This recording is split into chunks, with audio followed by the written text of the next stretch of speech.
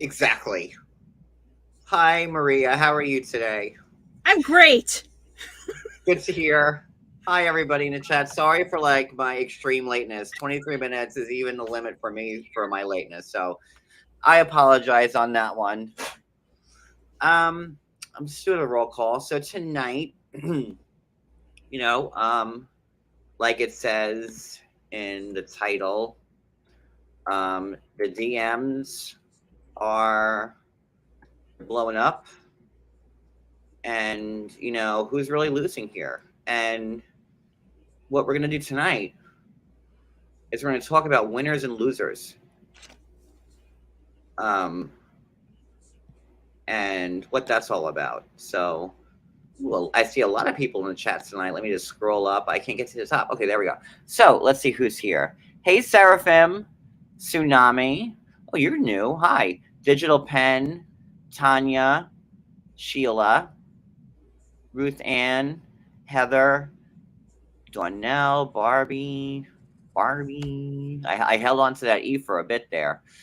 Gone Girl, Heaven's Real. There's a lot of people here tonight. Paige. I like Paige's last name. It's Paige Clunk. What's up? I'm Paige. Paige Clunk. At your business. Patty S. Honeywig.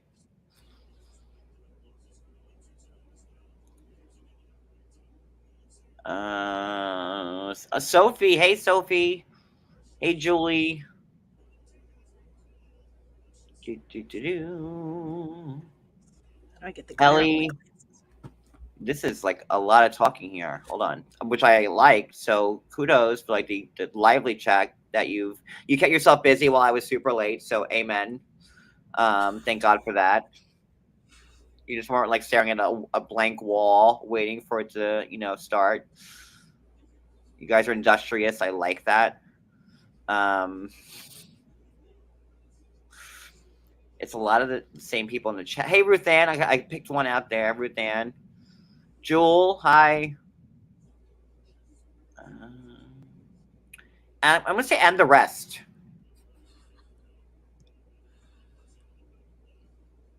My reader's on tonight. Do you have readers? I don't. Okay. That's why I don't have them on. It would help if I had readers, but I don't. Me too. Oh, truly loving life. I'm not giving up on my roll call. Chaos, hi. Cindy, hi. Keela Bila, hi. Like I'm gonna roll now, and I had to jinx myself. I saw like Did we four get names. Susie B? Did we get Honeywig? I think I got Gina? Honeywig. Melby. Brittany Lynn. Spears. Hello, Brittany. I think I got everybody. Susie B. See, that's you.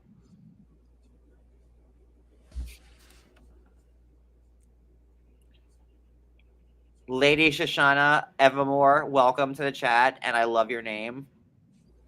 Hey, where's that? Love it. Okay, so let's start the show. Like I said, tonight we're going to be talking about winners and losers, and how my bad. Some people win more than others, as evidenced by certain goings on of late. So here we go. Teeny tiny shot. Oh, got you on that one. Wasn't ready for that one, were you? Teeny tiny shots. Not teeny tiny tonight. No. That one on. He is. He's fabulous. And he's on the inside. Pull that one on.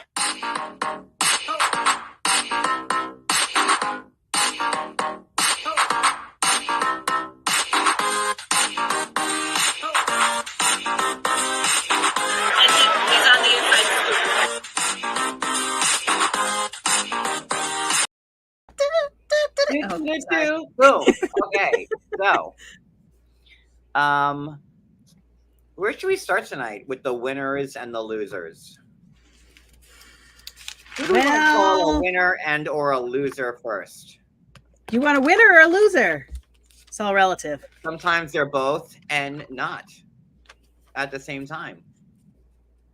I mean, I would probably start with It's like the Shut up. Cheers and Jeers section from the TV Guide. Remember Cheers and Jeers? yes. Yeah, okay, so imagine it's like 1993, and like you have your TV Guide in front of you. Like, okay, so if you guys don't know what a TV Guide is, it's because I have mine for my birthday still on my coffee table, which never left. Like, just to like educate you, like the TV Guide. Okay, so like you looked at this Mhm. when there weren't smartphones or computers to tell you what was on TV. Like you had to like, is your mind blown, younger viewers, that you had to like look at a periodical to tell you that Sometimes Mr. it was Belvedere, incorrect. that Mr. That's what I would Belvedere was on Wednesday nights at 8 o'clock on CBS. Like that's how rough it used to be. The TV Guide. It did. So again, going back to the cheers and jeers section of this, where do you want to start with the cheers, the cheering, and the jeering? I don't know, man. Maybe like Let's do Shida and Liz. Bilal. Liz, okay, that's a big fat loser. Unfortunately, We got some winners and losers in. Wait, I went back too far on that one. That's Christine and Cody, and they're not on that show. so, well, it starts off. She's in the car crying after that fight that she just had. The with- car that production picked her up in. yes, They're like, hey, it's like us. Like, don't get like strong R word in the street. Like, we'll take you where you need to go. yes, and See, she's going to production- go. Productions, like, they're not mean guys. Like, they're not animals. Production always gets a bad rep, and like as you can see, like they truly care about like the people that they're shooting. Big No. takeaway. They care about the drama, right? Well, let's keep the storyline moving along. We'll pick you up off the street and we'll drive you back to where you were at before to go find the ring that you threw into the bushes. Right, the ring. What that just she threw. As I remember it, she put the ring on top of the cell phone, and she left the ring and the cell phone like on like that little like marble thing, like planner or whatever. Yeah. And then all of a sudden it got in the bushes. Yeah. And then Liz is like, listen, I gotta go back and get the ring. The ring is $13,000. And I gotta go back to have our brother in bush somewhere. I gotta pro to the air that you're some house. And listen, I totally understood every word that Liz was saying because I've been there myself. And like maybe I should make a dictionary. Dictionary Yes. is also something like this, a TV Guide. It's something that you don't use anymore. There's pages in it, and it puts words in it and the definitions, but you don't need that anymore. Much like the now defunct TV Guide. Go ahead. Just ask Siri now. Yep. And so yeah, she goes back to get the ring. She climbs over a little fence that says private drive. It I says could've private sworn- drive, guys. Private drive. And Liz was, listen, it says private drive, but I'm not going to get my ring because Ed paid a lot of money for that ring, and I just want to get back to him and no questions asked. And I don't want to be sued for it. And she found it right away. No difficulty. Right Isn't it? away. Right there. Like, it was like Jesus came to Liz and was like, my child, I placed a ring here in the corner of Private Drive. Yep. And your ring here, Boulevard. And here it is. And production needs to help her just with the help of her flashlight on her cell phone. It's all In it her inebriated state. 6 hours later, she found that ring, guys. Not only that, she found the exact right house that she was at, on a random street. Well, maybe it wasn't a random street. I could have sworn she was in front of a Walgreens, but apparently it was in front of somebody's house. Maybe I just filled the blanks in myself and decided it was Walgreens, but She passed the riddle of the Sphinx. Like, it would. Mhm. Have you never seen like the Never-Ending Story? I have. Atreyu! Exactly. Is it the Never-Ending Story? No, the Amazing Story. No, it's the never ending story. Is it? The Then never it made a ending part 2. story. Yeah, okay. I'm sorry. Yeah. Ah. Atreyu was there. We saw him. We actually Atreyu. Good way to bring that up because then we Liz needs her friend to. She finds the ring, as She noted, does. She does. and she Calls her friend. calls her friend Atreyu, but in this story, Atreyu is Tawny. Yes. And listen, Tawny is a lot of fun. Listen. She's what you want when you're feeling low. She's gonna pump you up. She's gonna pump you up. She's Listen, ready. Liz was safe in the car production, driving her wherever she needed to go. And, Liz could have said, take me home, take me to my mom's, take me to like the Motel 6. But she said, production, you take me to Tawny because she's going to take care of me. And, here comes one tit Tawny out of the car, stumbling out, one tit popping out already. Got her makeup running down her face, worse than Erica Jane, crying to Kyle on the rock.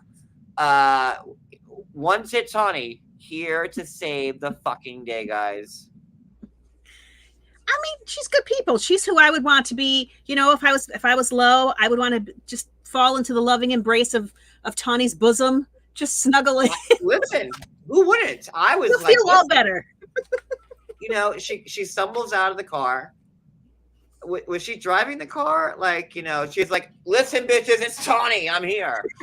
And what if her name Tawny is? You don't hear that name much anymore. No, not unless you're in a White Snake video. I think like Tawny Katane. And I think Tawny Katane passed away, right? Didn't she pass away? Yes, did. sad. No more Tawny White Snake Katane. video. We're aging ourselves right now. Tawny Katane was like a on the comedian. Surreal Life, though? Yeah. Okay. And she also hosted the that dating show. I used to call them Keep It or Switch Them. Oh, Change of Heart. I have a picture with me and Tawny there from 2002. We went to a taping. I loved her. But her name's Tawny. Mm-hmm. In fact, there was a whole episode of Change of Heart. Guys, find the archives.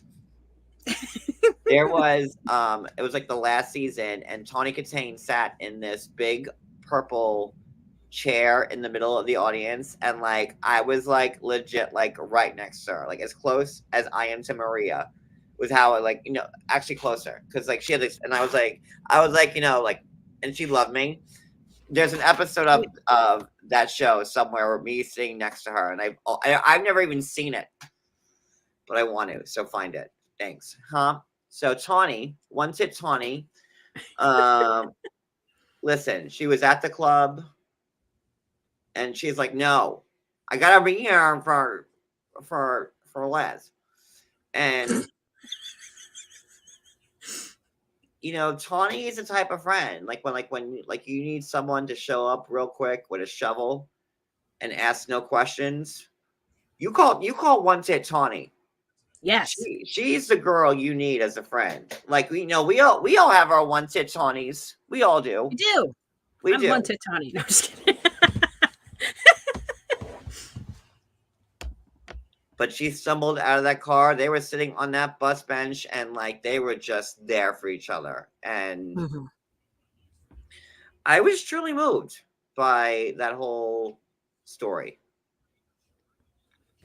The Tawny story? Just the Tawny story? Because definitely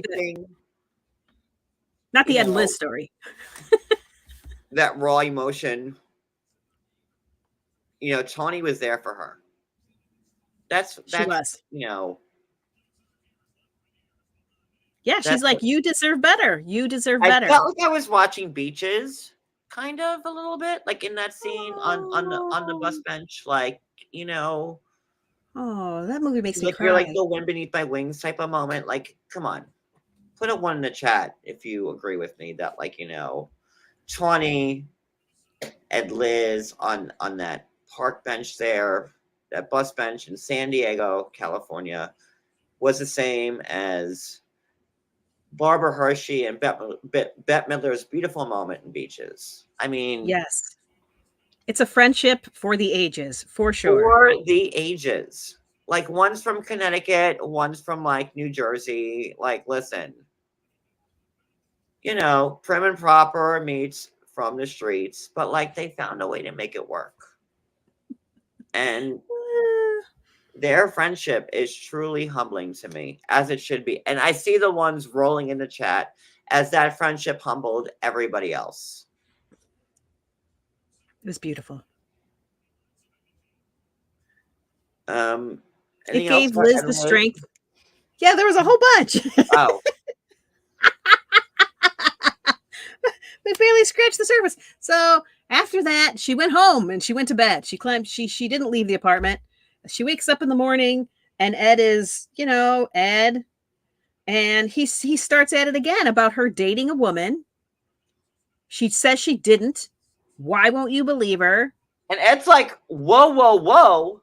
Listen, you were drunk last night, and now I woke you up and we're both sober. And like, you're not even like the same angry level.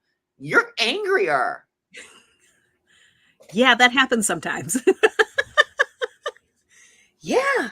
So if we're doing cheers and jeers and winners and losers, I say loser Ed with that comment. With a lot of comments. With a lot of And- comments. Because And if it wasn't clear, once hit Tawny, she gets the cheers. So Yes. if we're keeping lists for winners and losers, once hit Tawny, winner. Big Ed with that comment, loser. yes. If only that was the only terrible thing he said. Because Well, he also said he said it wasn't really just about you dating her, it was that you dared invite this woman to our engagement party when she's toxic. Because again, Ed's trying to control everybody that Liz interacts with, and I don't care for it. And he also said when he was drunk that he would rather sleep with Johnny the Mac. friend Alex. Hi Johnny Mac, welcome. welcome. He also said, yeah, that when he was drunk, he said he would rather have sex with Alex instead of with Liz. Very rude thing to say to your fiance. He's like, but I was drunk, so it doesn't matter. No, it still matters. It still matters. And he's Listen. like, well, you said stuff about me. I said you had a little dick. That's what I said. Look, it's like, you know, he already kicked her out. He said, I don't want to marry you. Like, I'm better than you. You'll never be good enough for me. You're a liar. You're a cheat. You're a troll. Like, you know, like, I don't know, like, what, like, when Ed, like, you know, wakes up and like, you know, he stretches and he comes to life and he's like in the bathroom, like, you know, brushing his teeth or whatever. And he looks at the mirror. Like, I don't know what he sees. Something Like, magnificent Is in it his like own mind. Brad Pitt, like when he was like in like Thelma and Louise? Like, I don't know what he sees. Hey, Addie.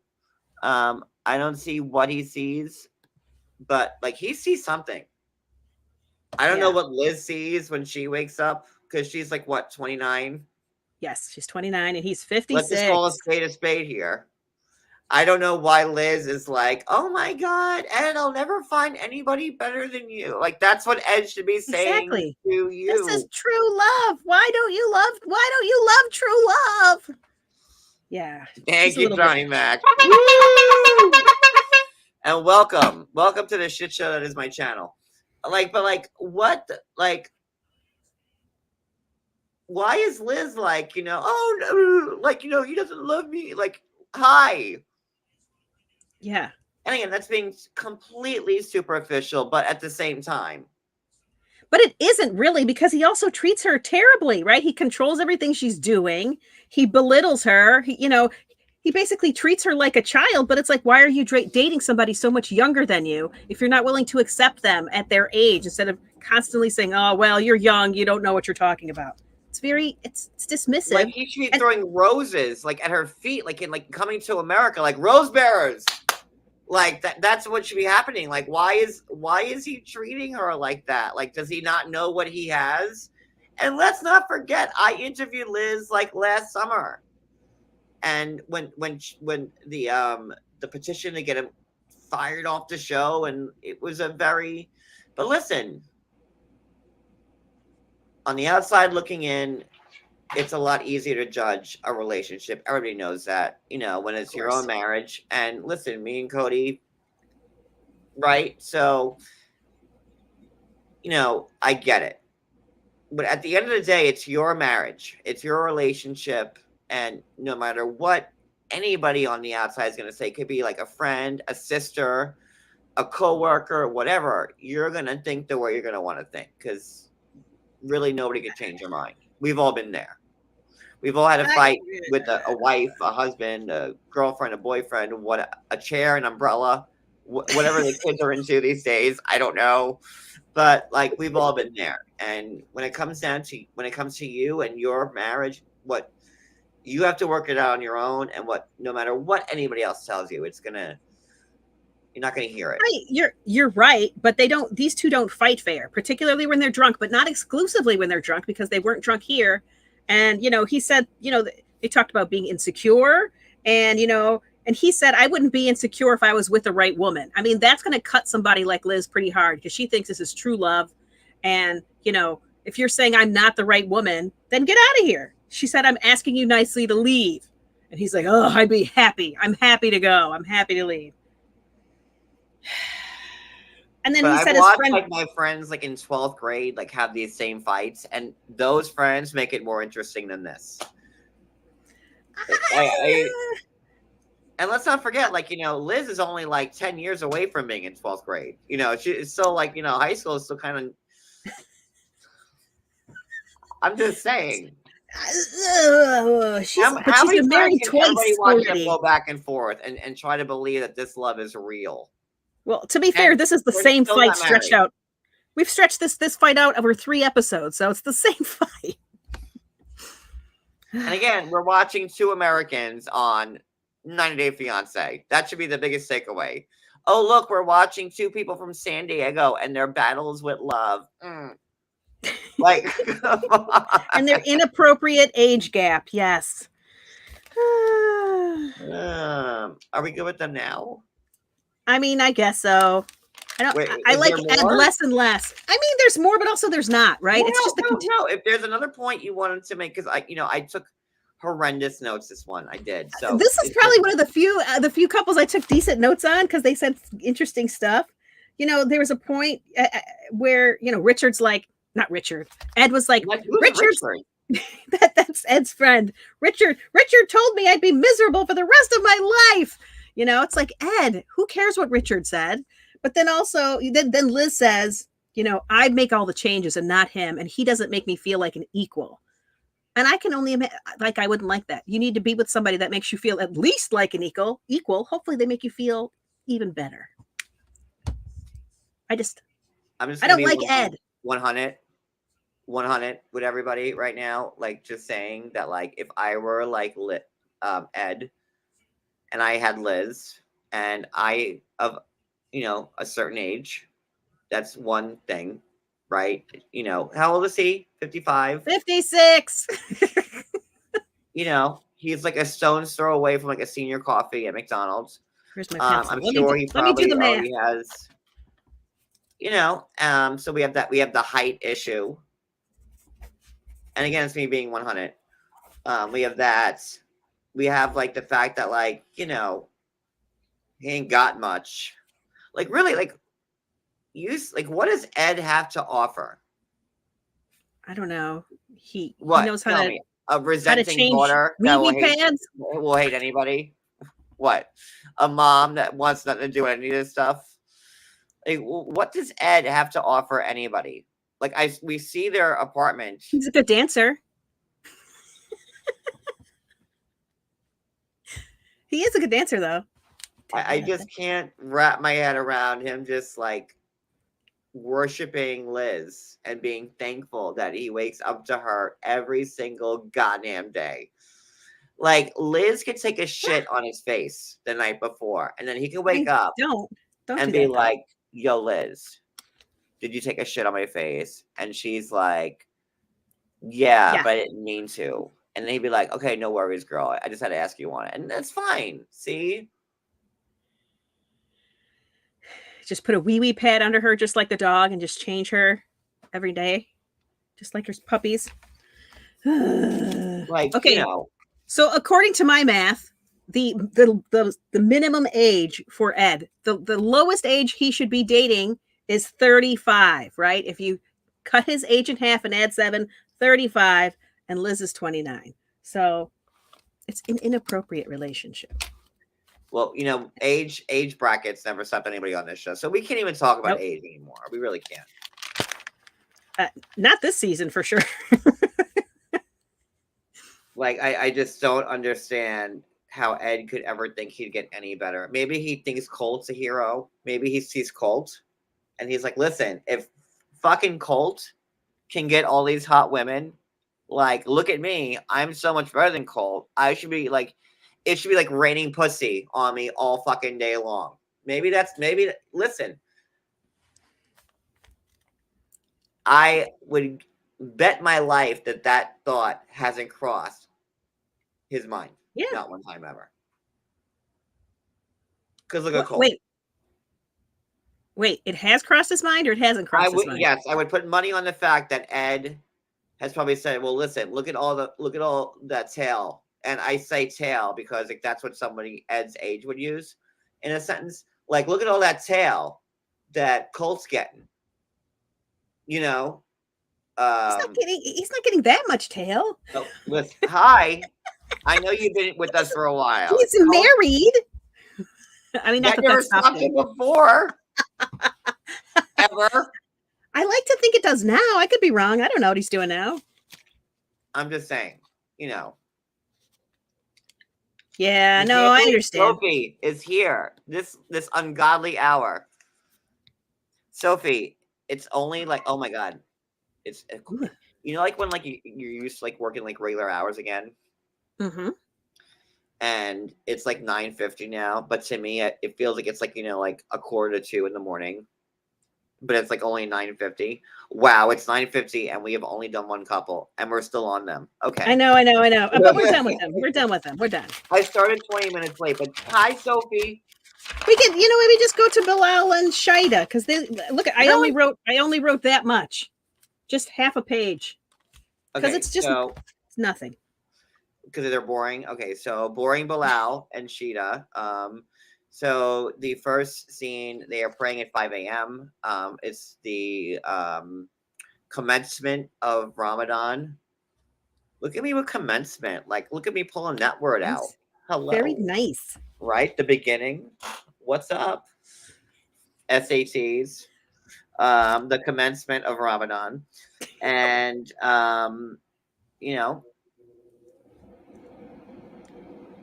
Yeah, they're fasting. They're about barbecue sauce. I don't know how you wrote this down, but like my next line's about the barbecue sauce. I said Ramadan barbecue sauce. So basically, Shida's having. Look, I'm not even lying. Look, wait. Allow Sheeta. Look, okay, Ramadan, and then he doesn't like the barbecue sauce. Not even lying. One right after the other. Yep. So Shida's having his family over for the Ramadan meal, since in the evening they will break fast and have a big meal together. And she was using that opportunity to talk to his sister and mom about their fertility issues. We find out that his sister had her first child at 43 years old. And to Bilal, that he's like, see, you've got 6 more years to go. She doesn't, though. Well, before the parents get there and the sister, he's making the barbecue sauce. Well, she is, and he's like, she's making it. She's like, babe, this is the best barbecue sauce we have in 3 different countries and over here in Trinidad. It was like, okay, how was that? I mean, it was pretty good. I never tried is it inappropriate? Accent before, but I'm trying to channel it. This is the best barbecue sauce in 3 counties. I'm like, better? It was good the first time. And she calls him babe all the time. Babe. And, and he's like, because he's an asshole. He's like, you know what? It's great, but just throw that in the garbage. Start over and do it the way I want to do it. And it'll taste so much better. I mean, that's not verbatim what he said, but that's pretty much what he intimated when he said like that. Like it needed, 18 different other seasonings to make it like within the realm of him wanting to eat That it. is pretty much what he implied, but I'm pretty sure she still used her sauce and that everybody loved it. So it's just him being a dick to be a dick. A dick to be a dick. And then production's asking Shaida about the baby question. And she's like, that topic's taboo.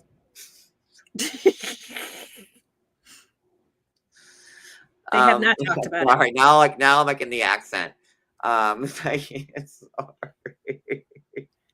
It's hard to play character. Like, once you commit yourself to like the character, now I get why people have the same character all day. Because once you break character, it's hard to get I was talking about never mind.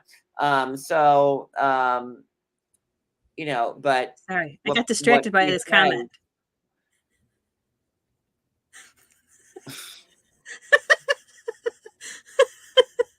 Inappropriate. I give you three rings, man, for that comment. No, that's more Jamaican. Sorry, no. See, I kind of went off the other way on that one. All right, so, listen. She's telling production that because it's Ramadan, that Bilal's going to use this as an excuse. Like, listen, I can't talk about your minimal ovaries because it's Ramadan, and I'm trying to make myself a better person. So you and your petty 5 ovaries have to wait. And don't we all see that happening? Oh my God, my niece is here. Pineapple. Hey, that's my niece, Pineapple Yates. She's very big into pineapples. We're gonna be doing a collaboration. Wait, were there shrimp in the food processor? I was not paying close enough attention. That seems weird. I say don't call us Uncle John and Uncle Cody, but she's like, I have to, that's how I was raised, and she was raised well. So, but that's good old niece Pineapple. So wish her well on her voyage. Yes. Where are we now? Okay, so Bilal and Sheeta. So the sister, who I like the sister, she's very love it. And the mom come over, and Shaida's like, now I got him, because, and I had to applaud Shaida for her tactics on this move, because she found a way to tell his family that they didn't get the best news about, but she played it the right way. She didn't tell the family first. She told the family about, them trying to talk about having a baby. And then Bilal was like, no, 4 years. And we know what the prenup says, that was it at 40, once she hits 40, Cinderella's pumpkin turns back into a pumpkin. It will be a rotten pumpkin. It will be an old pumpkin. Yep. The seeds, no more seeds. No more seeds. No more carriage drivers. Nothing. Nope. Some trouble. And and then the sister's there. I'm not gonna do the accent, but she's like, I'm 43, and I had my first baby at 43. And then Shaida's like, she's like, okay, I see your sister with the 43, and say, I see your move, and call you on the fact that, oh, by the way, did I tell you that we just went to the doctor? And what did we find out? That, and she tells the mother and the sister about what happened and the egg shortage. And then the mom asks, wait, did Bilal know about this? And she goes, of course he did. Yep, he was at the appointment with me. He knows. And that made Bilal's mom and sister think so less of him. And Shaida could not have played that any fucking better. She played that like a fiddle. Yeah. She was still a little bitter about having to apologize to the ex-wife who had it coming. And Shaida is like, fool me once, shame on you. fool me twice. And then she orchestrated that. That was just Yep. gold how that played out. And now the family, and now she's got Bilal's sister on her side. Bilal's sister's like, hell yeah, I'd be mad too. And then, Shaida had to drop in about the clause in the prenup about the 40 because Bilal kept saying, oh, we'll wait 2 or 3 more years. We'll wait 2 or 3 years. That's what he said in front of the sister and the mother. He did. And then Shaida said, but we don't got 2 or 3 more years. It's 5% after 40. We need to do it now. And that's why they said, wait, Bilal was there? So Bilal played the family, his mother and the sister. You know who's the winner there? Shaida. Toot toots. I mean, she's And the wait. winner. She's the winner in that she's got them on her side. Shaida on that one, because bitch, you winning. You bitch, you winning on that one, girl. You got him.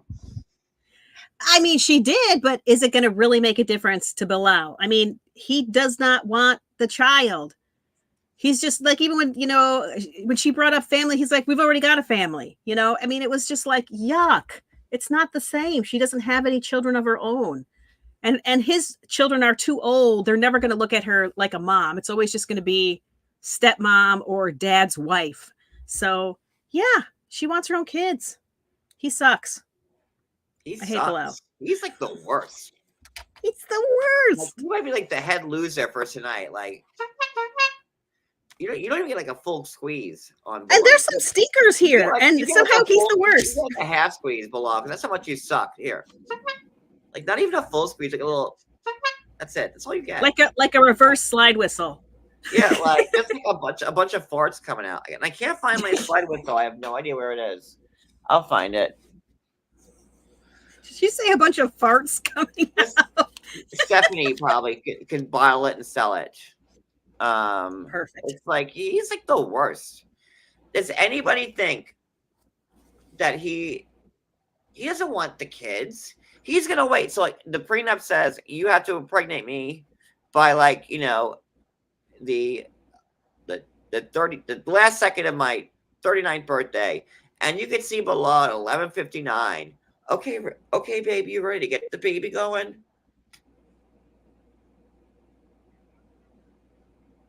Right, because it's about money for him, though. But maybe what's cheaper for him? I don't know. He sucks. He sucks. He sucks. Big loser, Bilal. Like I'm gonna give you a big squeeze on this one. That's how much you're a loser. Yeah. Who do you want next? Not another loser like Bilal, that's for sure. Oh. Who should we go Well, to I mean- next? Jovi and Yara were short, and I would say neither of them are losers. Okay, yeah, we could do that.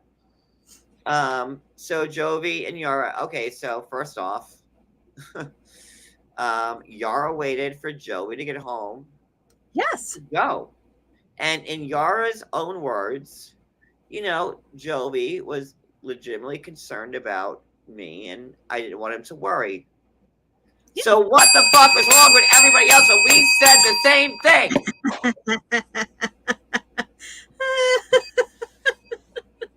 Exactly. Fuck. Yeah, We and said Jovi. the same thing. Yeah, Jovi articulated it very clearly before he left, and I think she got it. She understood what he was saying. So now they're all there together. Well, they're on their way. You know how much heat we got for just saying, like, no, it's not so bad that Jovi wants to protect his wife. Yara should be able to do what she wants to do. You're a hater. Don't confine Yara. Yeah, no, Ugh. me and you were on the same page. I didn't feel like he was trying to control her. I felt differently, like him trying to sneak out with her girlfriends. Like that seemed like a little too much. But this is different. This is a different situation. This is a war. There's a war happening. Like, we got so much heat just saying, like, oh my God, no. Well, and like, listen, I'm a master's in history. Listen. Yes, Czech Republic does border Ukraine, and Ukraine's under attack. You know what? Never mind it, because it's going to fall on deaf ears like doesn't the matter. 50th time. But, I'm just but Prague is a good distance away. I'm a Yes, New Yorker. no one saw 9/11 happening when it happened. You know, nobody knows what's going to happen tomorrow, type of thing. Especially like when you're already like in a war-stricken area, things happen. Yeah. Yeah. So I'm that was our yeah. point. And you know, I heard Yara say that. Well, Jovi was right, and you know he was concerned, and I was like, that's all I have to say Sophie! about that. Goodness gracious, Sophie.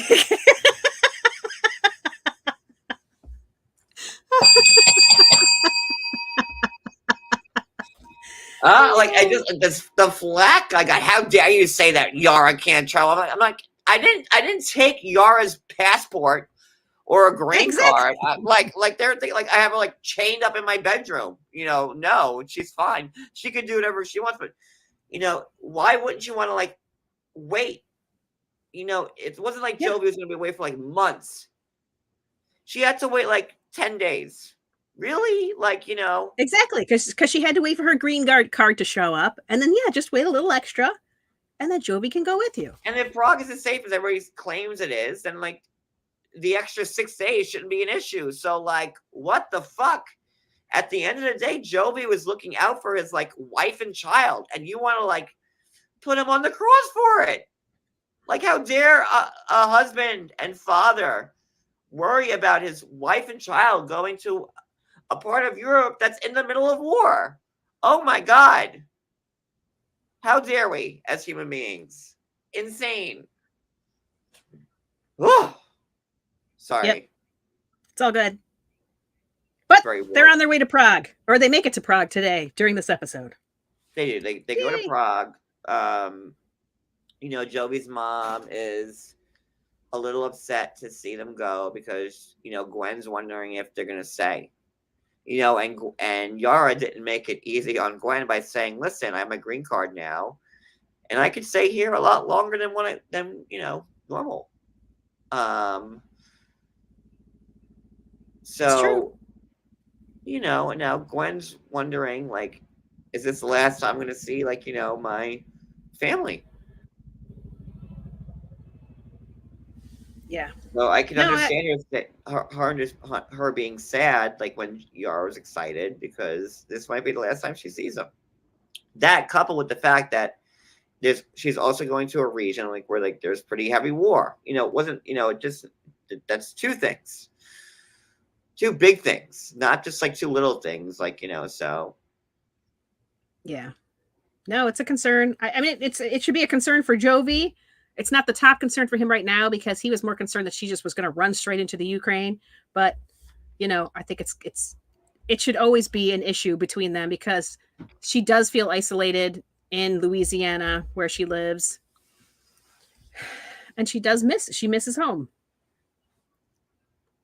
But we get there, they get to the airport, big hug with Yara's mom. It was lovely. Everything with Yara's mom was beautiful. Like, you know, it was great. Like, I was like getting a little teary-eyed with her seeing Mila for the first time, you know, and her seeing, you know, Yara for the first time in 2.5 years. Like, that was all very moving. It was. I mean, there's nothing you could even say like that could be like even remotely shady. Like, that was just a sweet moment, you know, because, you know, Yara's mom probably thought that she was never going to see him again or ever meet her grandkid, probably. So that was nice. It was nice. It was nice. But the only thing at the end really was that Yara's mom drops, like, you know, I hope that they stay here in Prague. Uh-oh. Yeah, because Jovi was like, man, you should come back to the U.S. with us and just be our nanny. And yeah, Yara's mom's like, how about if I be your nanny, but you stay here? And yeah, why can't they? You know, Jovi does have a job where they probably could do that. But his family is in Louisiana, so difficult. Maybe Jovi should have applied for the other way in the beginning. Like, I don't think Jovi ever wanted to live in the Ukraine, though. I think that Jovi likes traveling, and I don't see Jovi. I don't know. And I really don't see Yara she's done a lot for herself since she's been here. She's like, her brand and whatever. And She does. I mean, I guess she could do that from the Ukraine or Prague or whatever. I don't know. She seems that very happy that she's home. And why wouldn't she be? She hasn't been there Yeah. for a bit. So she should feel happy that she's back in Europe. Can't It would take be that the away same for from you. her. It would be the same for you. Like Yeah. if you lived in Kentucky and you got to go back to Long Island or whatever, you would be like, oh, I don't want to leave. No, like when I finally moved back to the island in 2015, and like I hadn't been there in 5.5 years. You bet your ass I cried my eyes out when I was finally back up, because I didn't like living in the South and I missed home. So I get it. Every time I go back to New York, up to upstate New York, it's the same thing. I'm like, oh, it's so green here. I don't want to leave. It's No, so I get it. green. It's hard. So I don't know. We'll see how that plays out. I don't know. I don't see Yara saying. I don't know. I think she'll come back to the U.S. I think she just might take longer visits now that she can travel. Now that Yeah. she's not, And maybe like when Jovi goes to work for 3 weeks, she can go home for 3 weeks. Mhm. That way she's home with her family. She can bring Mila. She's not alone. Jovi's working. It's like the best of both worlds. I think that would be like the best fit. Yeah, and traveling by herself with Mila would be the same as traveling with Jovi with Mila, because he just sleeps and she just takes care of the baby the whole time Exactly. anyway. Jovi's like not even there. And like kudos to Jovi for like wearing like an all white getup again. Like we were just talking about that on the block party. It was He wears beige. all white. He wore like an all white getup, like from like Louisiana to like Prague. I'm on pretty a sure plane. Yara dressed him. She probably made him wear I that. don't get it. Like, on a plane, you want to be as comfortable as possible. Like, I'm in like my little flannels. Like, I'm like Kathy Hilton when I travel. Slippers, pajamas. Like, I want a hoodie. Like, I wear a matching. I look just like him. So this is me on a plane as well, pretty much. But like, I just want to be comfortable. Oh, I wear the matching sweatsuit just like Yara and Jovi did. Just black, but still I wear a matching sweatsuit. That's the way I like to travel too. I don't know. People dressing to the nines to get on an airplane, that makes no sense. Those seats are uncomfortable. Why make it worse? So we're good with them, right? Yep, that was it. All right. Let's see. All right. Oh, that was a long one. Wait, no, that wasn't a long one. They were the first one. Okay. Da, da, da, da, da. There's Kim and Usman. There's Sumit and Jenny. All right, let's save Kim and Usman for last. I think they had the most teeth on this one. They did. Well, I wrote down the most for Kim and Usman anyway. So, all right, let's do Jenny and Sumit. Winners and losers. What do we got here? Oh, you got No, I just need to. Okay, so winners and losers with them. Mm-hmm. I mean, Sumit's a loser, isn't he, on this one? Yeah. Maybe. Like, yeah, Sumit's the loser. So, Sumit has invited his family, out, I guess, I don't know, for dinner, for lunch. I have no idea, to get together. They're back in their shitty apartment and unpacking. Yes, they're unpacking. And he's telling Jenny that, he wants to have a get together with his mom in particular, but his family is the way he says it. And he wants the relationship at least back to where it was before, where at least, they could have a weekly phone call. They could see each other every once in a while, right? Because nobody can love him the way his mother will love him. And, mom, right? Like, though, that's, I don't know. The way his mom loves him does not seem like a good way to me. Well, I mean, it's no way on the highway, Clearly. He asks Jenny if she's going to come, and she's like, she starts making excuses. I have to mop the floor. I have to unpack. I have to wash my hair. I have to cut my toenails. She does not want to go. And that was the right move anyway. Then they get to the dinner, and Sumit shows up, and his aunt, his brother, and his sister-in-law are all sitting there, but his mom and dad did not show. They were no shows. And Submit's like, so like, what's going on with mom? That's all he cares about. He just wants to know how his mom You is forgot to doing. mention how Jenny calls the bingo numbers at St. Thomas is over. I did forget that. I didn't hear you say that in the list. I didn't. I missed that. That was a good excuse to not go if she has to call the bingo numbers. She does. Yeah, that's a big deal. Obligations. And she makes hers. But you were saying, go ahead. Sorry to interrupt. Yep. So, they get there. His parents are not there, and all he wants to know is how his mom is doing. How is she? And the aunt is like, "Oh, she's crying constantly. Looks like she's drunk and high." That's because her eyes are so swollen. She's getting constant phone calls. Everyone is so angry with this age gap between the two of you. It's been hell on earth for the mom. It's just so hard to take seriously from an American perspective. It just doesn't.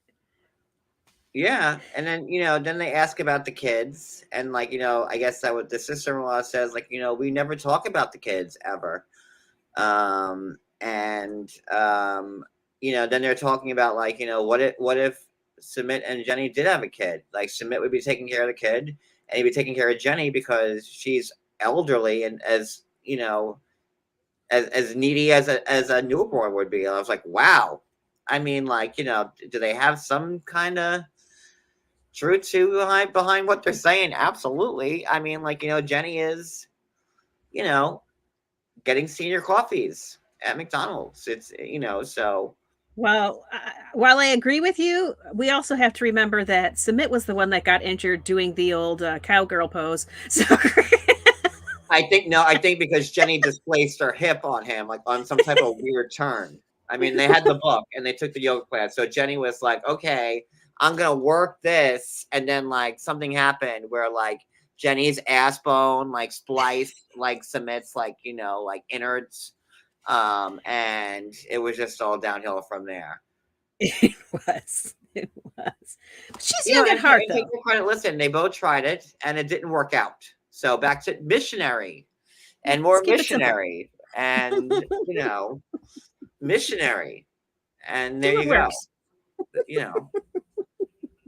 What they did in the Bible. Just go from there. So, but, they were saying how Sumit would have to take care of a newborn and Jenny because they're, one is super young that you have to take care of and one's super old. Converse that you have to take care of. And then they were also wondering even if Jenny had a baby, which she can't, listen, no. How long can she stay on her feet for? Listen, we've seen how the bitch can't clean a house, right? So she's gonna take care of a baby, Jenny's like, yo, let's vacuum at the store. And Sumit's like, no, you're not gonna fool my mother with a vacuum either. It is what it is. It is what it is. If I were Jenny, I would want the vacuum as well. To vacuum. To vacuums, absolutely. At least a Swiffer. Why am I echoing? Even in Moldova, we'd had vacuum cleaner, no Swiffer. I had to put Andre in there for a minute because we didn't, I didn't get to work on my accents tonight for him. He's not in it this week. Very sad. We take week off this week for snitches. I'm working with Big Daddy Chuck right now to eliminate snitches from the business family. So there you are. It's happening. So this children thing comes up, and Sumit says basically that he is willing to have a child to win his mother's love back. If it makes her happy, then he will do it, even though he does not want a child, has no interest in one. And Jenny can't have one. So I guess he's willing to adopt or have a surrogate, but he doesn't even want a child. It just seems like the wrong reason to have a child. It's so weird. I don't even know what to say to that. Because it's weird. If he's never wanted a child, hitching his star to Jenny's wagon, probably the best move. And they could say, Mom, look, Mrs. Claus ain't pumping out kids no more. That's it. Yeah. And she has another son who is willing to pop out kids. Should that be enough? Just let that be enough. And then Jenny's like, well, screw it, guys. No, you know what, Submit? I've tried and tried and tried with this, and you know what? Now we're going to America. We're gonna go to America, Submit. And to Jenny's credit, like, why not? Yeah. And Jenny's like, listen, I've given up everything here. Like, I have my family, and like they would never treat you like this. And like, we're gonna go to America, where like there's a family that loves you, and we don't have to play these games anymore. I don't have to sit in squalor, and then I could go to McDonald's and get a fucking Big Mac. And to Jenny's credit, she's kind of right. She is. If Usman, well, we'll get there. If Submit's family's out, which it seems like, we have like the cool aunt, and She was not cool. no, but like that's the cool aunt, they're out. So why shouldn't, Jenny did put her time in. Right, but from Submit's perspective, because he wants his mom back in his life so badly, he's like, if I left, they would view it as you took me away from them even more. And Jenny's like, well, it's their own fault though. It's like hard to like, I don't know like who to blame with these two, and I like them both. I think that's where it gets like muddy for me, like the Ganges, just for like flourish on my metaphor. Yes. Come on, I'm trying to paint a picture, but I like them both. I feel like Submit's been fucking with his family for like a long time. I mean, I think we all know that, right? We think that like he's been, listen, he had the secret marriage to the other wife while like Jenny didn't even know about it. Like, Submit's like, he can juggle a couple things: secret marriage, secret family, like, Secret everything. Secret apartment. yeah. Friends. So But he has to live. The only way he can live his life is to lie through the whole thing if he wants to make his mom happy. Anything that makes Submit happy makes his mother miserable. That's True. just too much. It's too much to ask of your children. To me, you have to love your kids in a way that will make them happy, not for yourself. I don't know, man. It's just weird. It's like the selflessness is in the wrong direction. It's strange.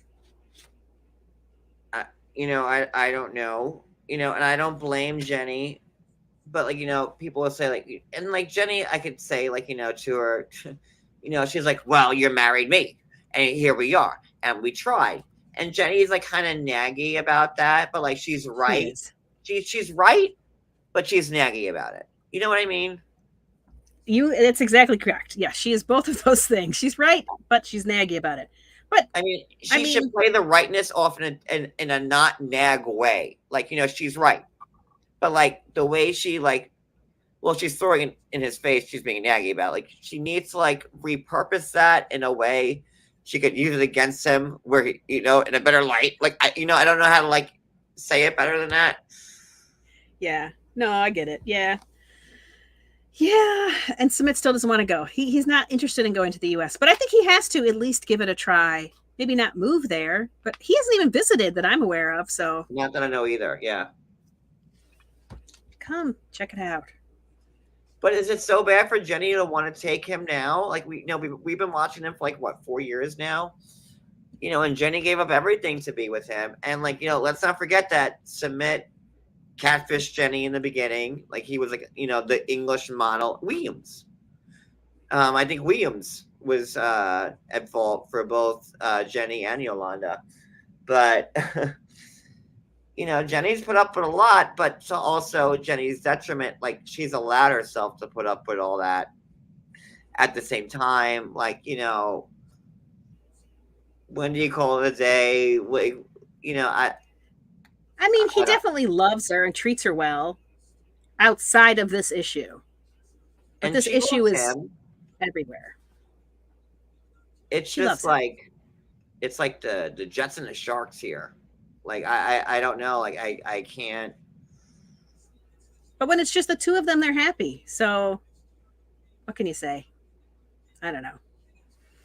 I don't Yep, know. those 3 days that they were in Marrakesh, they were very happy. Yeah. 'Cause those Zip lining and yep, that was the only time I've ever seen them in their 4 years of being on the show, not fighting or at each other's throats about family or whatever else. yeah. So I don't know. What else? Anything more with Nope. That's good. yeah, are you sure? Yeah. So should Jenny take Summit back to Palm Springs? Yes. Definitely. And should Submit go and be like, listen, my family sold me out, and now I'm gonna go to a family that is welcoming me with like both arms out.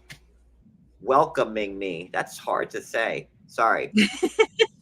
He should go. I mean, let's be real. He's never going to be able to fully disentangle himself from the weird relationship he has with his mom.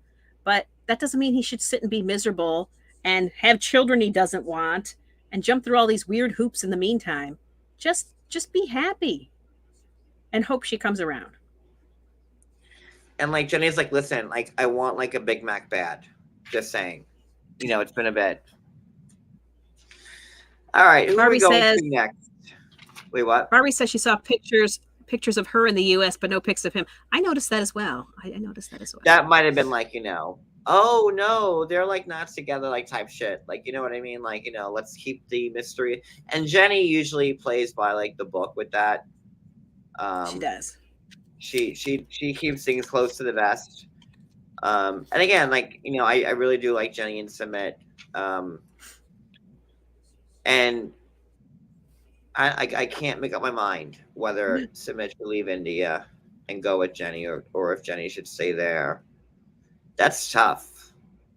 I think that Submit's always going to hope that his family recognizes it. And that's what he keeps waiting there for. But they're not. I don't know. Nope. And then you have Jenny just sitting there watching her husband being upset and demolished over his family, like disowning him, and it's your fault because, with all that on Jenny's shoulders. That's gonna be tough. Yeah. Yeah. All right, so Angela and Michael? yep, just give me 1 second on this one. Oh, what? We gotta make some warnings. Yes, go ahead, Star.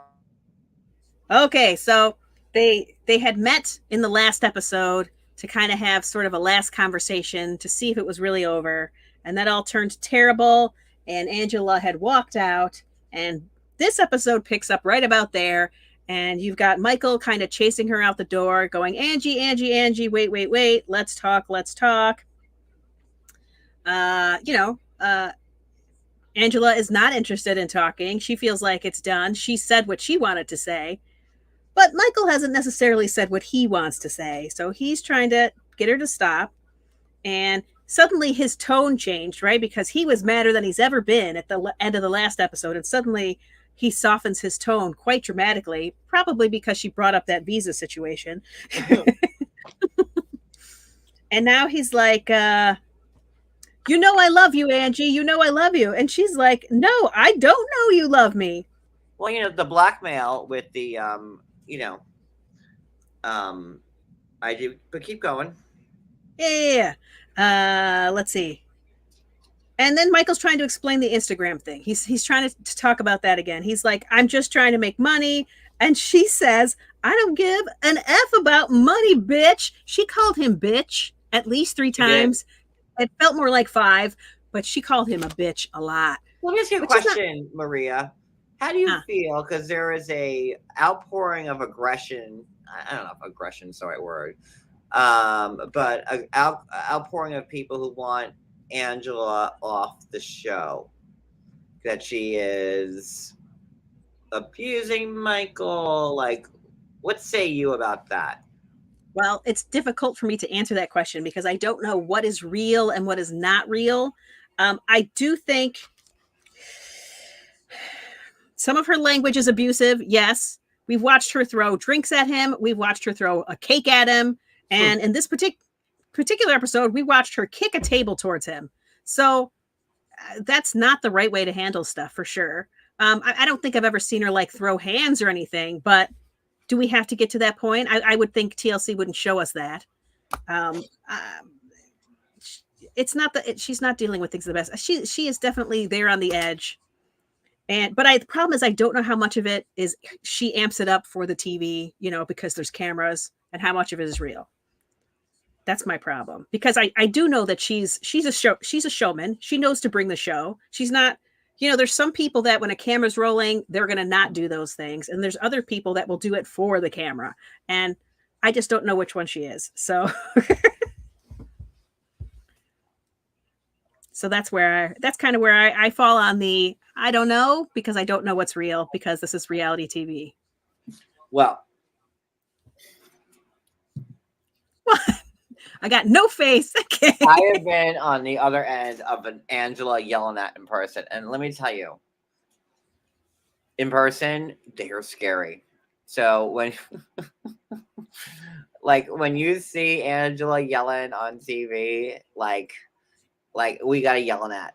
It was just like all of us in the house. It was just me and Cody and Skyla and like the kids. We were just he goes, "You're our family now. You're gonna get yelled at like everybody else does." And we got yelling at, and like she puts the fear of God into you. She really does. When she yells at you, you're like, okay, let me fix it. But what did you guys do? She's a very intimidating woman when she wants to be, and like she'll make you think twice. So I would say yes, she's probably a little bit abusive. Yeah.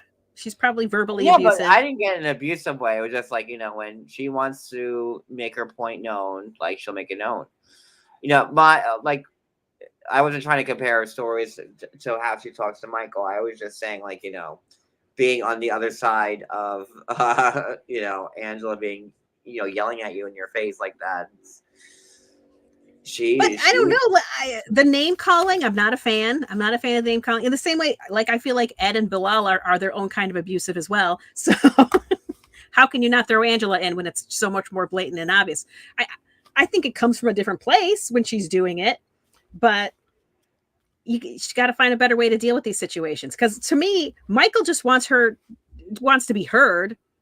And she just wants to be able to trust him. But she said he is untrustable. Right. She does need a better way to deal with it, just like I do. Like, listen, that's like how I think I relate to Angela so well, because I think we're cut from the same cloth, and we handle things not well. Listen, I'll be the first one to admit it. I do not handle things well. There's a way to communicate. Yeah, with the people that you love, that is fair. You can express your opinions without trying to inflict pain. And I think some people get the best of you, and like you toss a couple back, and like, listen, it's the wrath. So I get I just people I post on Angela like, how could you support her, and and it's I spent a lot of time with Angela, and I've seen a completely different side in real time, and basically everybody's just watching what you see on the show, and it's 20 minutes a week, if not much, of each couple. So people are painted different ways to show different things and whatever. So, and no, is Angela an angel? No. Am I an angel? But like how I see it is that people with that much emotion, whether they're right or wrong, are like passionate, and passionate people actually do care about the people that they're because if Angela really didn't give a good goddamn about Michael, she wouldn't be screaming at him the way she does. And I'm not saying that makes it right, but it doesn't. She has real emotion there, and That's, my kind of like my takeaway. My problem is one, she's not doing a great job of listening to him, but at the same token, when she's screaming, how much of what she's saying is really getting in? All he's getting is the emotion coming at him, but not the part that he needs to hear, right? Because it's just being screamed at him, and it doesn't hit right. It's the same, like, especially when somebody just said it like 5 times in a row to you. If somebody just called you a bitch 5 times, it almost doesn't matter everything else that they said. You don't hear it. All you heard was that you just got called a bitch and emasculated 5 times in a row. The fact that, she might have had something real to say in there is completely lost when you do it like this. And she doesn't trust him. I don't know why you marry a person you don't trust. I think that's a problem.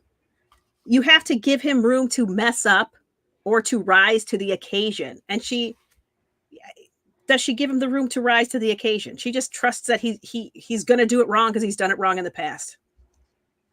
I mean, you can't keep him on a leash for your entire marriage. What does that look like? Well, I think Angela is very intuitive. I know. I don't doubt that. And,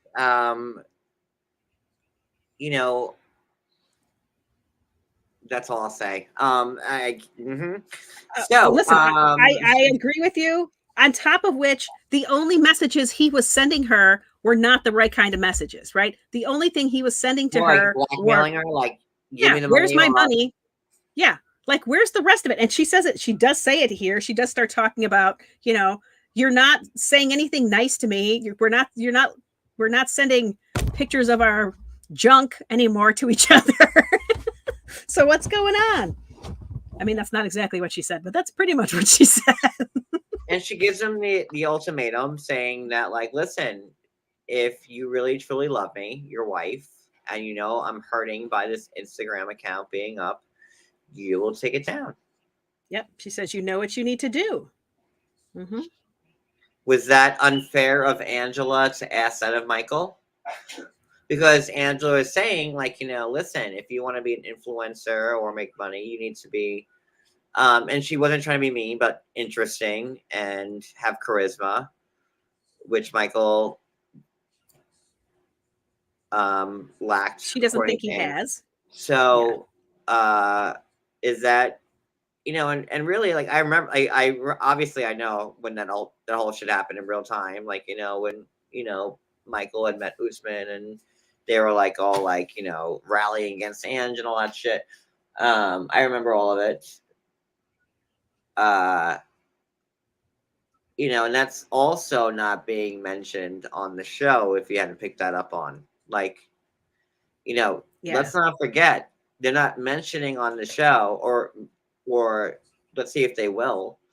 But I haven't seen Michael and Usman together on the show. No. Michael got that Instagram account because he was with Usman and they were like taking pictures and all that shit. Why isn't that on the show? Because that would make Angela look like kind of right. That would make Angela's case look better. Because no one's posting. Where's production? Where are they? Yeah, obviously Usman's also on the show, right? We don't want those storylines colliding until but they collided. Patello. And like Nigeria's not like a big giant country, like Michael and Usman together, probably like the biggest thing that ever happened in Nigeria and like the history of its existence. Like all like the Nigerian prince scam operators like took the day off. They were like, look, the banks were closed that day, like that type of like, event. Yeah.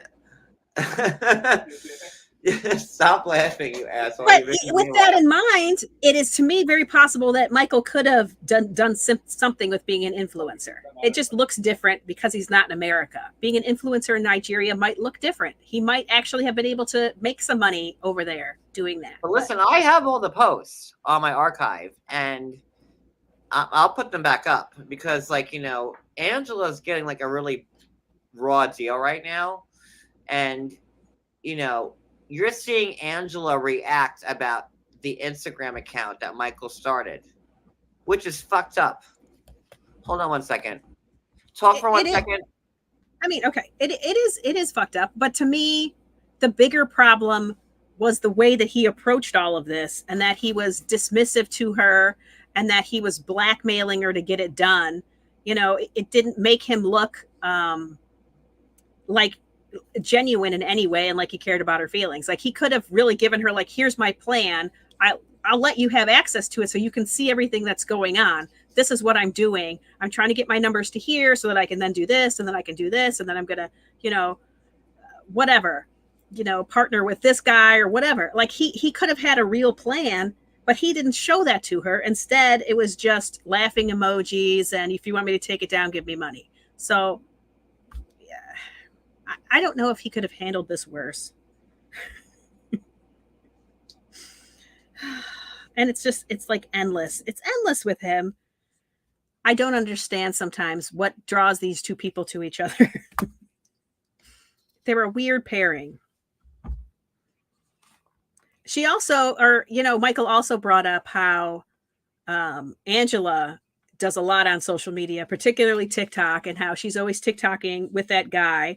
And then she came right, and, and how would she feel if it was the other way around, if he was doing that? And she's like, oh yeah, I would absolutely explode. But I did all of that expressly to make you jealous. I did it on purpose because I wanted a reaction from you. I wanted to see that you cared. And I find that weird too. Purposely trying to make your spouse jealous is also weird to me. I don't know.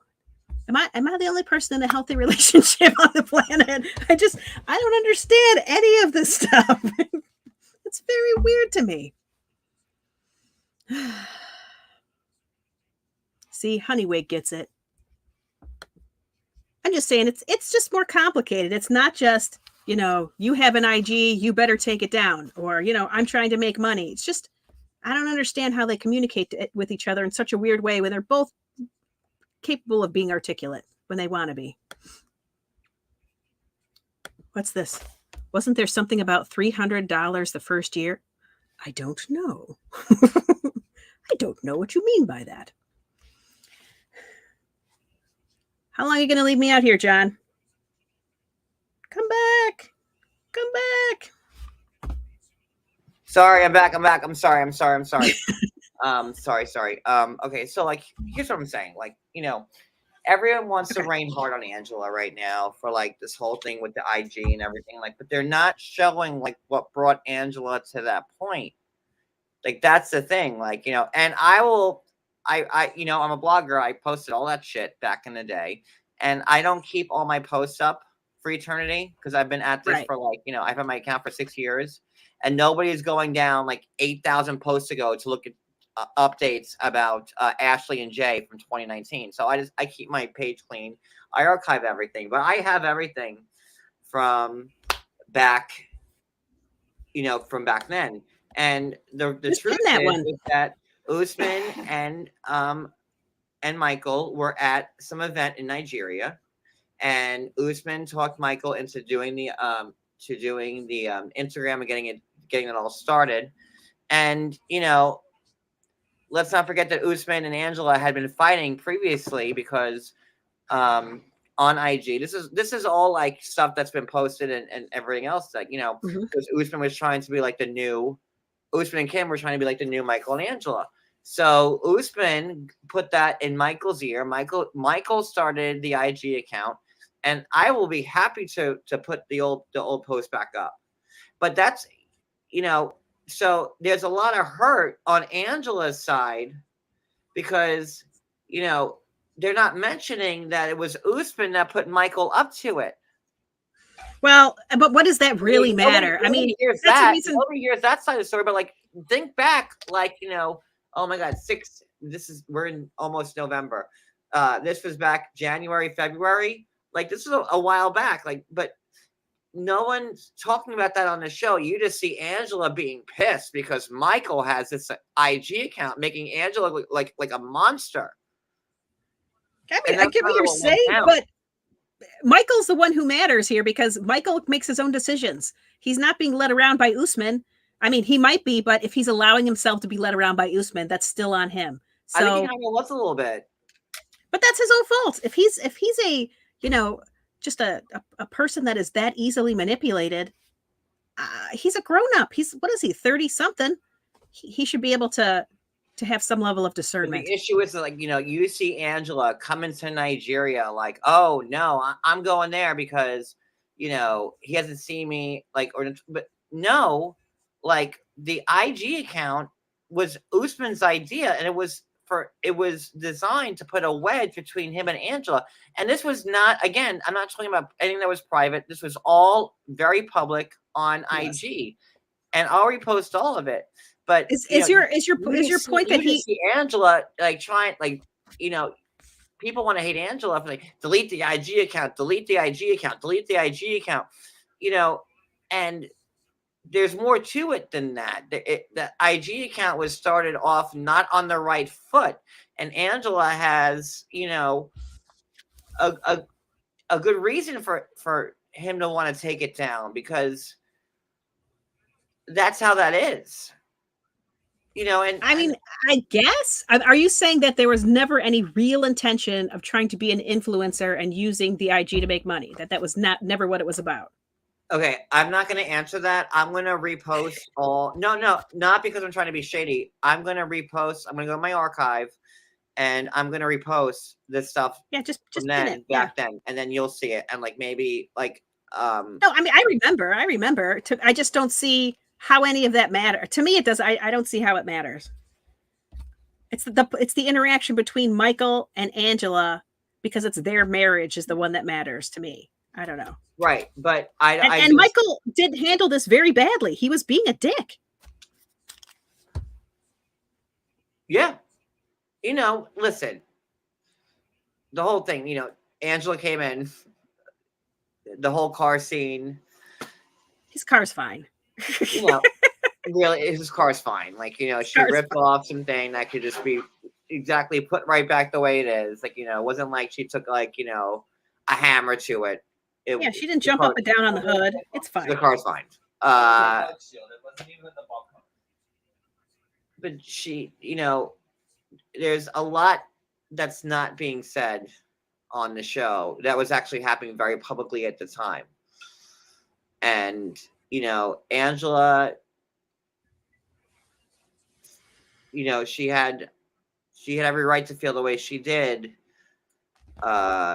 about that IG account, which was public, and no one's talking about that on the show. They're making it seem like, oh, she's mad because he's trying to step out on his own and make a name for himself, and that's not the case at all. Like, she would encourage it, but that account was based off of like the wrongest of like. Okay, so it wasn't the right kind of influencing. We'll say that. Right. Okay. We'll say it like that. I got you. It wasn't just, hey, I'm doing some nice African dancing. I'm showing you some culture. That wasn't what it was. It was something else. It sucks. I can't stand, like, I love Angela and my family, and like, I post, and it's just horrible comments. And, people are like, how could you, like, back up Angela? And I'm like, well, what can I say? Like, I just know her better than like people that watch her on TV. Because like it is what it is. But like, there's so much more to the story, and but at least what I just said now was public, and I'm gonna dig in my archive and dig those out, and then you could see it. Okay. Which they're not talking about on the show, and that was happening while this was happening, and it's they're just making Angela look like crazy, and she Angela's crazy. I'm crazy. She's hella good. Crazy. Cody's crazy. Yeah. Maria, even you're a little crazy. Like, we're all crazy. Like, but like, she's not that crazy. Is my point.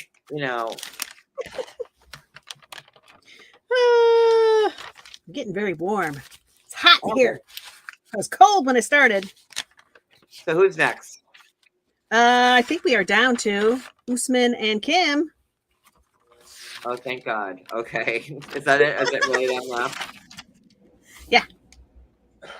Bribes. Okay. Now we're talking about Kim and Usman because I wasn't on the show this week. I had to keep my accent going, otherwise I'm gonna lose it. If you don't lose it, you'll use if you don't use it, you'll lose it. So true. Because I have to keep using it. So there we are. All right. So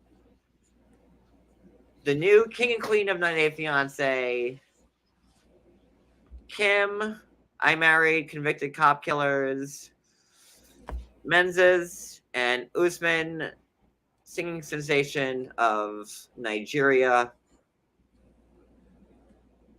Here's your time. So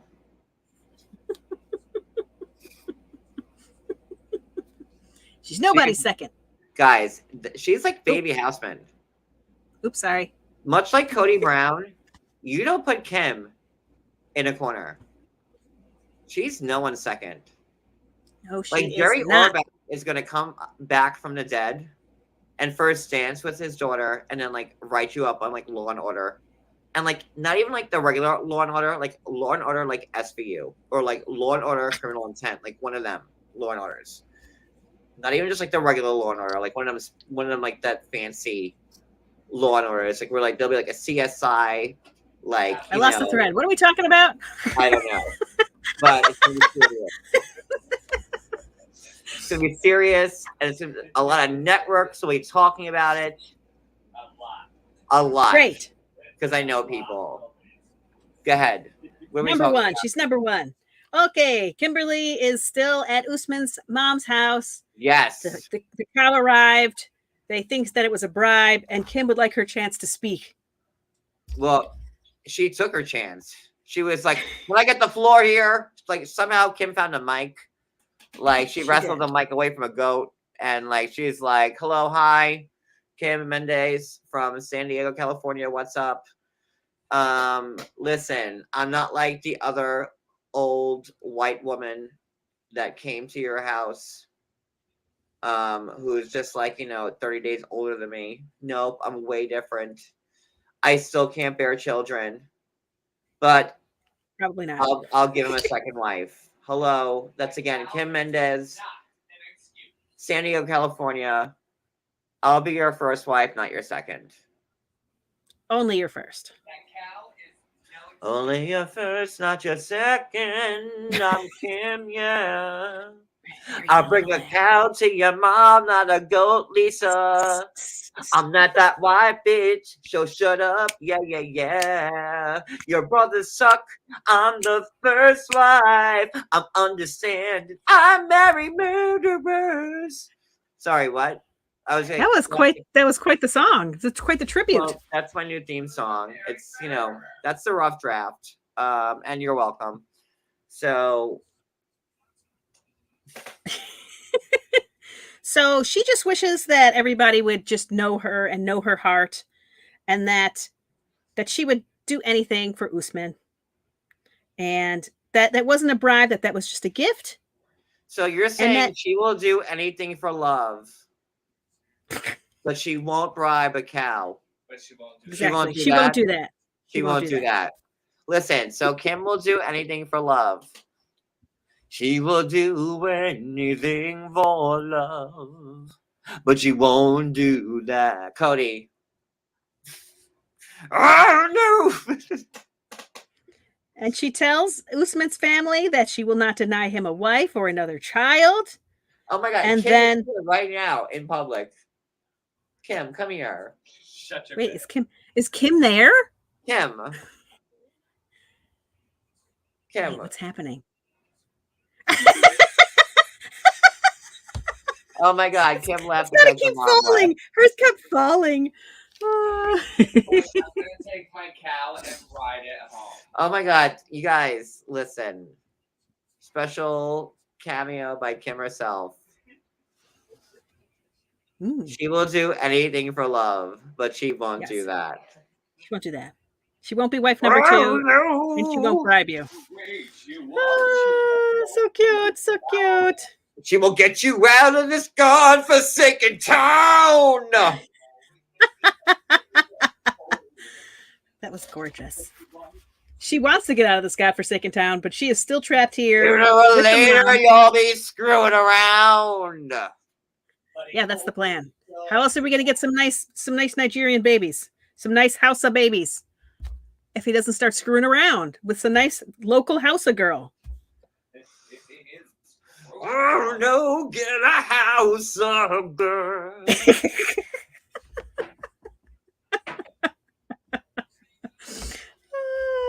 Terrible.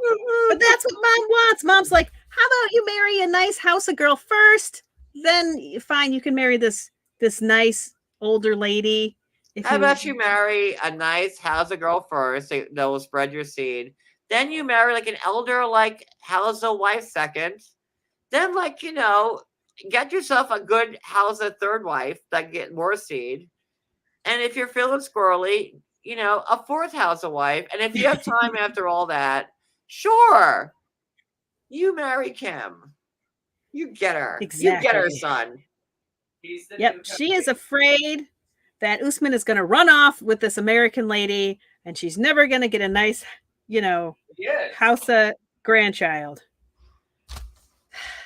She said mix, that she's going to mix with the Americans, but it's like, well, you can't really mix with Kim because she's not fertile anymore. So. Oh no, I won't do that. Yeah. I'm sorry. I also have to cover for Libby because You Libby's did- not you here did. either. She's still trying. Mary had a little lamb. We have to cover everybody. Libby and Andre, I got you guys. See, They are the star of the season, I think. What happened? Oh, and then the mom decides that she's done with this conversation, and she basically says, Mom's like, deuces, bitches, I'm out, and just exit right off the Yeah. stage. apologize to this woman and get her out of here. It's kind of what she They were said. like, apology not accepted, and then took my broken heart you collected. I give you my houses in vain. Apology not accepted. And to the broken heart you collected. And you gave me a bribe cow. And I'm all over you, Kim Mendes. You can be fixed wife if you want. Get out. I left beyond retreat beneath the trees. Get out, Kim. Very impressed by your singing and your improv, You're and that you're welcome. keeping it Also, all on topic. That's also going to be dropping soon. Listen. Kim will do anything for love, but she won't do that. She won't do that. And the reality is, Usman now will not have her be his first wife. He's like, this is the culture. I can't go against my mother. Listen, I'm with you, but either we're not getting married or you're going to have to be okay with being number two. I will buy you PS5s when you want it. I'll buy you a MacBook and the Gordon Julie if you want it, but I won't do that. Oh, no, I won't be second wife. Nope. She won't She's do been- that, guys. She won't. She won't. She's been pushed aside before, and she's not going to do it. And I mean, I don't blame her, but also this feels like a weird place to, what is it? Hill to die on. It feels like what a better way to listen, you guys know I like my condiments, right? Just so you guys can understand how Kim feels, there's no better way I can explain this, but in a condiment analogy metaphor. See, okay. Cody, are you listening? Because Did you show them all your you're going to want to write this on a tablet when I'm done. Did you show them your I new gotta Kim. pencil. No, get a big tablet, like a rock, and one of those rock chippers, the thing that the guy making- escaped from in I the show gotcha. Redemption with one of those things, one of the what's that called? Oh, thank you, Ro. Thank you, Ro. Let's see. So what you're gonna want to do? Right there in front of you. Just pretend I have a chisel. What were we talking about? Oh, That you won't be number 2, only number Right, 1. because, and I'm so happy because, okay, so she is like the Frenches of the mustard community. Okay. Like, who? she is. Kimberly. She is? Kimberly. She's like, Just- when you look at mustards, right? Like, you have like your Goldens, you have your So you're saying Frenches, she's the Grey Poupon? you have your Grey Poupon. Oh, she's not Grey Poupon. She's like the Frenches. Reliable. You have like Grey Safe. Poupon #1, then you have like the Goldens #2, the deli brown mustard, the best mustard on earth. Grey Poupon, obviously, if you could afford that, unless you go to Walmart, they're on sale at $2.50 right now at Walmart, a bottle. Go there. But usually, so like, Kimberly is like the Frenches of like the one. She's, like, She's fourth at the or fifth Dollar on the Tree. It's she's a brand name. She's like number 3, and like that's okay, right? Like But John, You definitely are looking for her at the barbecue. You're looking for that yeah, French's listen, mustard. if I'm looking for a brand name, I'll if I see French's and like that's like the best name I can find. Obviously, it's really then like the that's home only one you like can like the Nature's You just said it. That's Harvest the only one. mustard brand, or like whatever generic mustard thing is in your supermarket. I don't know, but like listen, if I see French's, I'm like, okay, it's French. I mean, like it's not like whatever that shit may be. It's at least it's French's. You've heard of it. It's French's. But It's a classic. It's a I'm classic. gonna buy like But the either way, Goldens I don't need mustard that and the bad. Grey Poupon just like over her, and like that's what the mom's like. Listen, Usman, get yourself a nice Grey Poupon first wife.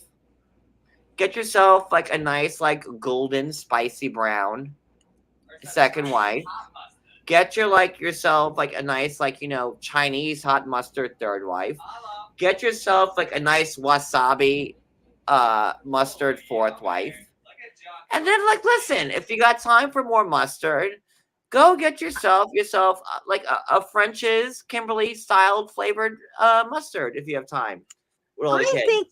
I personally think that Kimberly should find a man who is happy with just one mustard, the classic French's mustard. He just wants a nice, reliable, classic lady Well, like Kimberly. that's wrong with Kimberly because she seems to want to go after people she can't attain. And like, I was in Kimberly's corner, and then like we found out that she married a convicted cop killer, sight unseen. So she could be the cop killer's head of state. Like what? Yeah, that Like was that's weird. crazy. Did you not know that? Because we did a whole live about it. I know. Insane. No, to be like that's insane. So she obviously has a thing for people on TV. Like she was watching Dateline NBC about like 2 cop killers, and like she was like, "Dang it, that's the guy I need to marry," and she did. I'm not even like making this up or like adding to it. No, that's what. Can we put her on the single life? Because then the guy will be on a TV, but he'll still be regular, and it would be a better match. Can we just put her on the single life? Why is like, she? Kim's got like 5 to like 27 different screws loose up here. Like they're just like all going wonky. Like after watching that, like but she served in the military, right? But she like married, and she was already older. Like She had, I believe her son was born, but she would have been wouldn't she have been in her 20s when this happened, or would she have been older than that? she married a teenage convicted cop killer. Yeah. You hear him laughing in the back, like it's like, It's what not are we great. really talking about here? Like, do you hear him? Because it's like it's that sad. It's fucking funny, and that's where we are. And she brought him. It is what it is.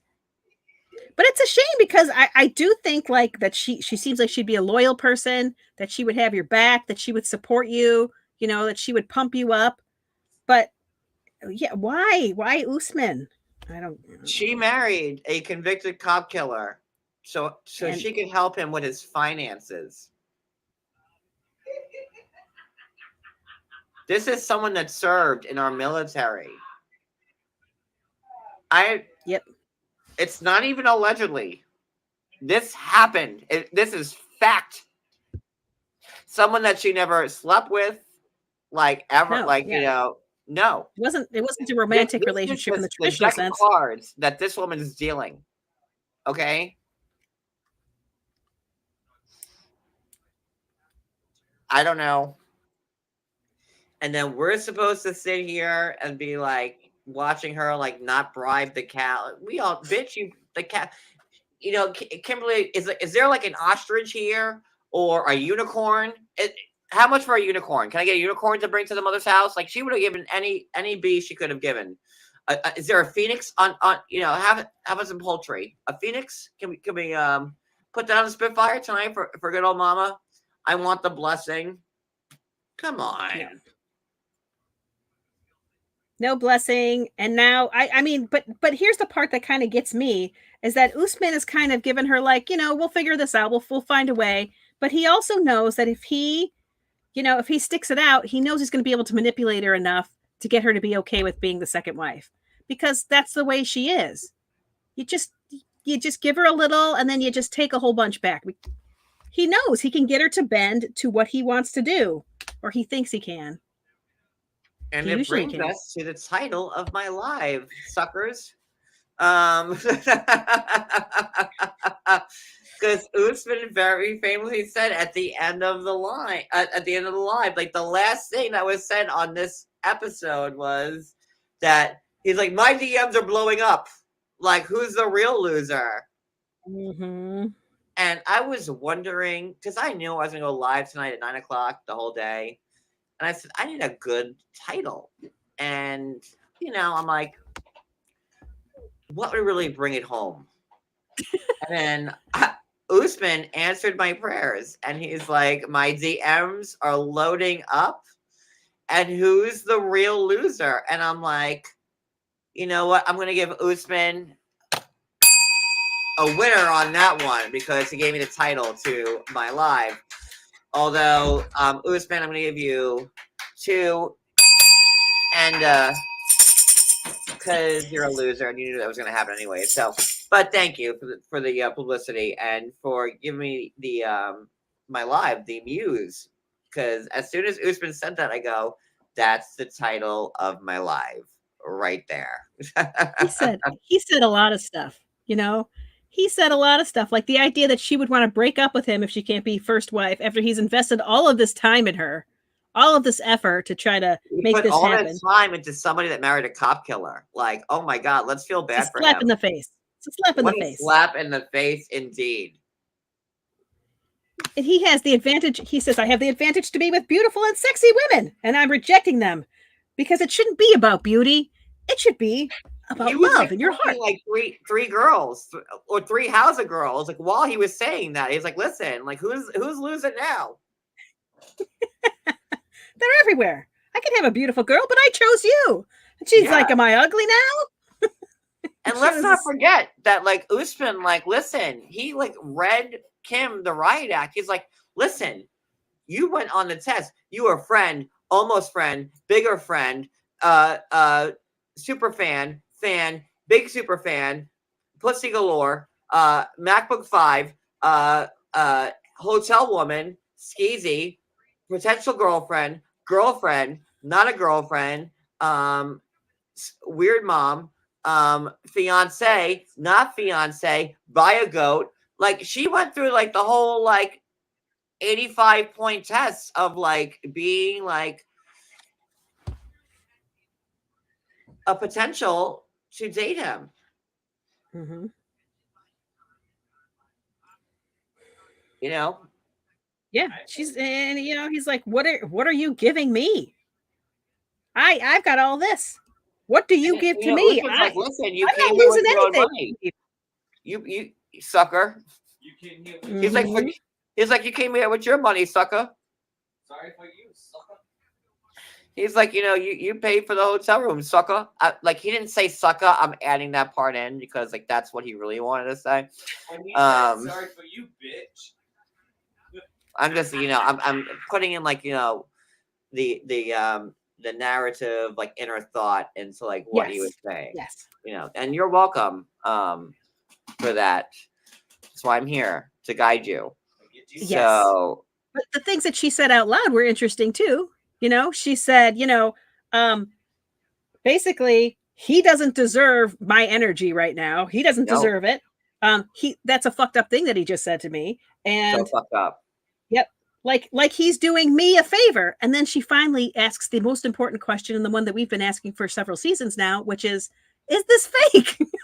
Oh, I think you say, do you think I'm ugly? No, he did say that. She did. So I'm ugly now, but no. At the very end, she's like, so, "Is this we were fake?" like both like the same like place like in different places. You know what I mean? Like I was like, she's like, so you think I'm ugly now? I'm a McGee. Yeah. She's a little bit of she's a little bit of she's a little bit of Kimberly. La la la la la la. A little bit of Kimberly. La la la la la la. A little bit of Kimberly. I'm a little bit of PS5 when I come to Nigeria. I'm a little bit of MacBook when you want my kiss.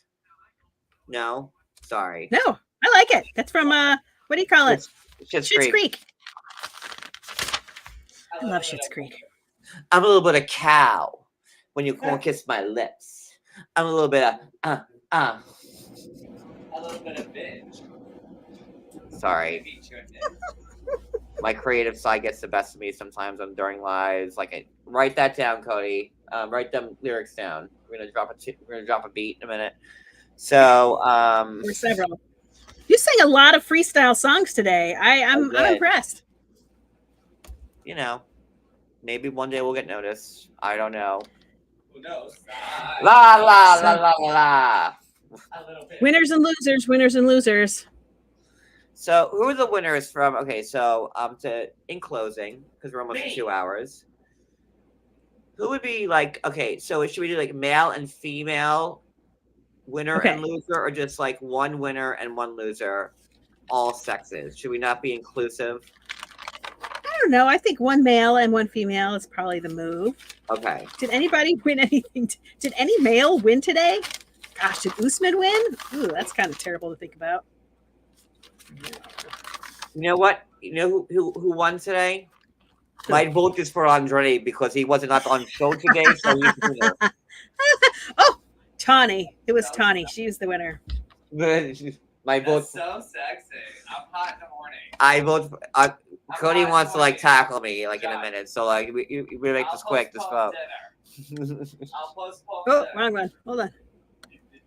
Wait. Here we go. It was No, One it's Boo one Tawny. tit Tawny, Gone Girl. Get her name right. It's one tit Tawny. They call her hard-headed Hannah. She was that. This is It's the one that tit got Tawny. me through all of my ups and downs. So for my male winner this week, I say for male winner I vote Andre because he's not on the show this week and he did not fuck up. So that's who I vote for my male winner. Yummy.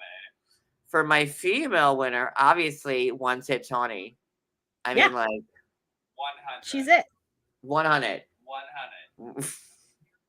Now for our losers. 150. Hmm.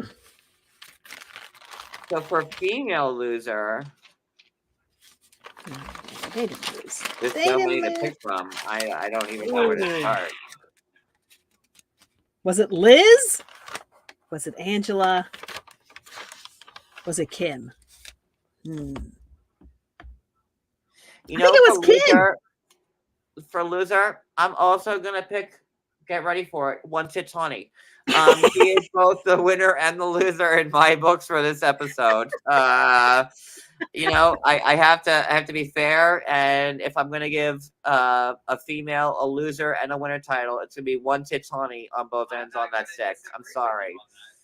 at You all. know, One Tit Tony was there, but then One Tit Tony had one old titty popping out, and she didn't know where she was One at the Tit same Tony time. needed She was help like, herself. How "What's can up? Where you at, girl?" John, I don't. how can you help somebody when you can't help yourself, girl? If she'd been two tit Tawny, then she would have only been the winner. But she was one tit Tawny, so Listen, Two Tit Tony, Filming, I'm sure. she would have been all winning all the time on all that winning one. all the time. So, But, and but then she had like, one that was just trying to get stage front. listen, when I see like 3/4 of an areola, like when you're sitting on a bus stop on a TV show, I'm like, you know, I gotta also put you on the L column, like win column, because like, listen, that's me sitting next to you on that bus bench, but like B, like you're also sitting next to me on that bus bench. I'm like your big old titties hanging out. So like, you know, I have to like, you know. Girl, you're big old And titty those hanging other out. friends I keep, I'm like, I'm not even trying to shade One Tit Tawny. Like, listen, No. we all have our One Tit Tawnies. There's all of us that will call your girl, your bra, your girl, John, your tit and hangs you'd be out like, you know, it sometimes. could be like One Tit Tony, One Nut Tony, one or the other. Vinny the backhoe. No. There's always that one friend, and you could call and be like, I just fucked up, and they're there like with a shovel and like an excuse, like what do we got to do? Yes. Like That there's was my you always thing. have I that didn't one remember friend. that. So that's One Tit Tawny. We all need her. So she's Liz she's should it. be like grateful. Yes. And for like the loser for the men's department, Hey, John. that's on Ed for John. me on this one. John. Look, He's messing this up. One Tit Tony remembered even filming this. One Tit Tony had no idea she was even on 90 Day Fiance. She had no idea. She forgot. Liz never told her about it. Nope. You know She what happened? signed the release form and she doesn't Nope. remember. You know, And and then me in a park. Hey, girl. One Tit Tawny was probably having like Sunday dinner with her family, and they were watching 90 Day. I'm She was behind like, the third she was bus. like, That's Mom, the Dad, first. Grandma, Grandpapa, Father Jim, dry cleaner Bobby, please watch She this had show. no It's my idea she favorite. was even And then filming. like all of a sudden like they show One Tit Tawny and like in front of a priest and like her dad and like, you know, like her nieces and nephews, like, you know, they just saw like One Tit Tawny and all of her greatness, and you know, poor thing, she didn't even know she was on the show. She had no Nope. idea she was filming. She was like, "Is that me? Is that me?" with bedtime stories. I was like, who are they trying to make look worse, Liz or Tawny? Because I couldn't keep up. It like Tawny's makeup was running like Erica Jane's when she was crying to like Kyle on the rock when her eyeliner just stopped right here, right before the switchback, and like it was, I was like, and look at Tawny, like this fucking Joan of Arc. She was at another club.